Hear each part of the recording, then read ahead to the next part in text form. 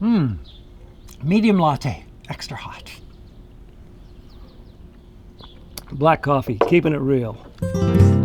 Hey photographers, now that all manufacturers have released high-quality mirrorless models, asked Paul if he was interested in continuing to defend the rapidly fading DSLR style of camera. Did you bring sabots to throw into the knitting machines? Well, sorry, Maarten, I couldn't find any. But there's no need in any case. The rumors of the DSLR's death are still greatly exaggerated. The DSLR is going strong.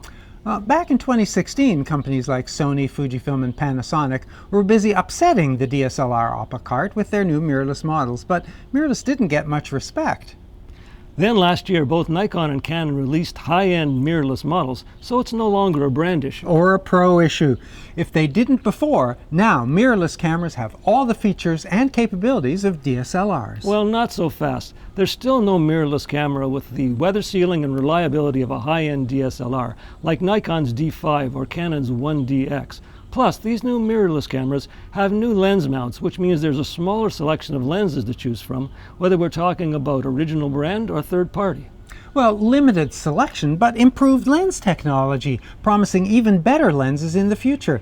And there are adapters so that you can use your existing lenses. Yeah, and the problem is that they're adapters. I mean, I realize the value, but I'm no fan of non-native lenses. Sometimes they just don't feel right.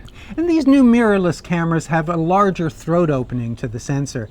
They offer improved communication between the camera and the lens, and these new lenses are sharp enough to match the extraordinary resolution of high-end full-frame sensors. But there's a premium to be paid, and not only in cost. I mean, these cameras and lenses aren't cheap. The big advantage of going mirrorless has always been smaller size and lower weight. But nowadays, that only applies to some of the lower price models with APS-C sensors and crop lenses. When you get to the full-frame cameras, the size and weight advantage is pretty much gone. Yeah, I would have to agree. Sometimes it's hard to tell a full-frame mirrorless camera from a DSLR. As for quality, Maarten, it's the lens and the sensor that make the picture. I can't see any reason that a mirrorless image might be any better than one from a DSLR. Frankly, photo quality is excellent right across the board these days. Yeah, that I have to agree with, but thanks, and we've got to stop agreeing. It's hurting our audience retention.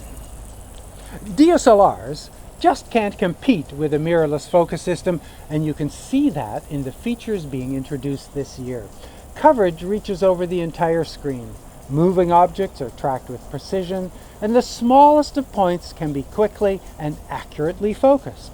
But faster focus means nothing if there's a shutter lag, and that's always been a problem with mirrorless.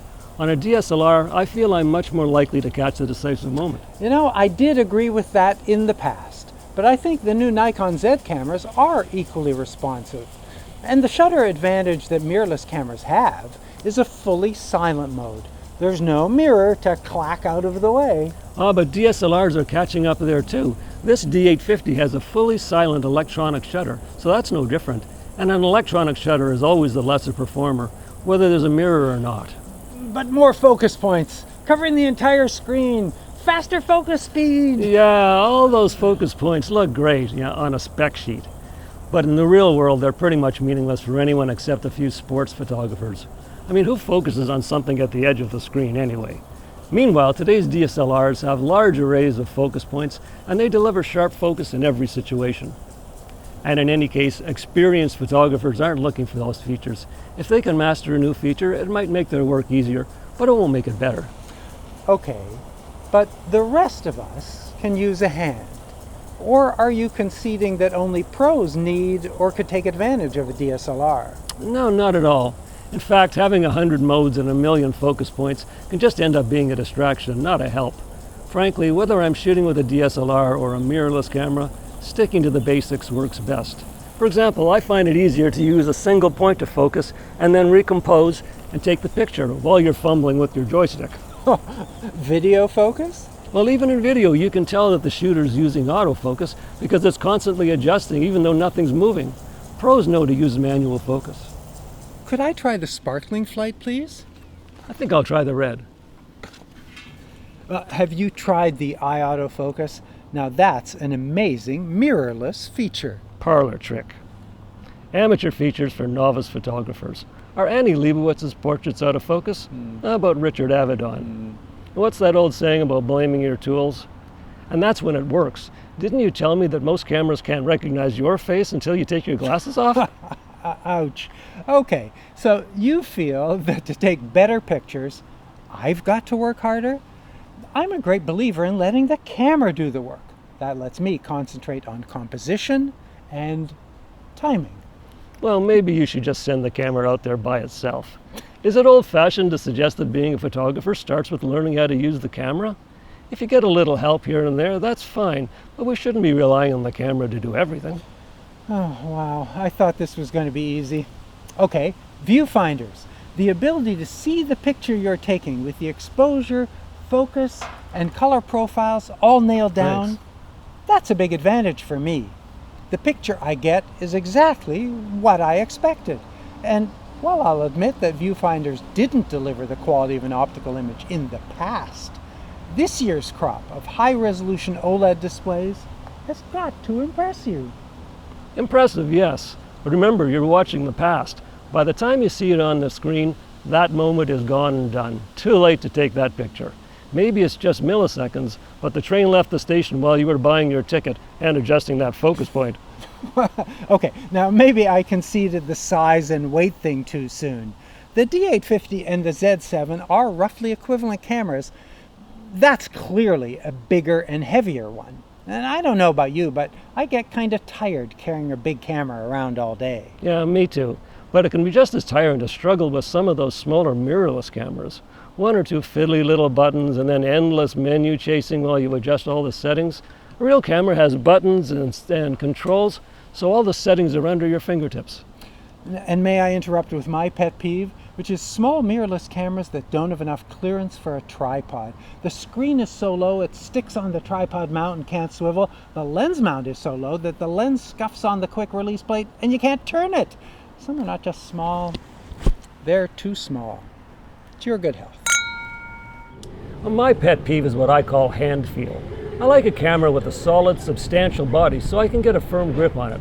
Some of these tiny cameras just get lost in my hand. However, there's no discomfort after a long day traveling when a camera is this small and light. For things like travel and street photography, they're the perfect tool, unobtrusive and as easy to use as a point and shoot, but with quality results. And getting back to your point about the lack of controls, you don't find that you're fumbling with buttons and you don't remember what all these obscure pictographs mean? Well, really, most of those pictographs are pretty standard from one camera to another. And frankly, there's only about half a dozen controls I use on a regular basis. Once I've shot with the camera for a day or two, I've pretty much got them down. So, which kind of photographer remains better served with a DSLR style of camera? Well, pros and serious photographers for sure. If you need a rugged, reliable, no-compromise workhorse, you're going to choose a DSLR. But even for novice photographers, nothing beats an entry-level DSLR kit. It's easy on your wallet, it feels great in your hand, and it packs in all the features any young snapper needs. You know, I really thought that when both Canon and Nikon introduced mirrorless models, you'd throw in the towel. That really has to signal some kind of change in the market.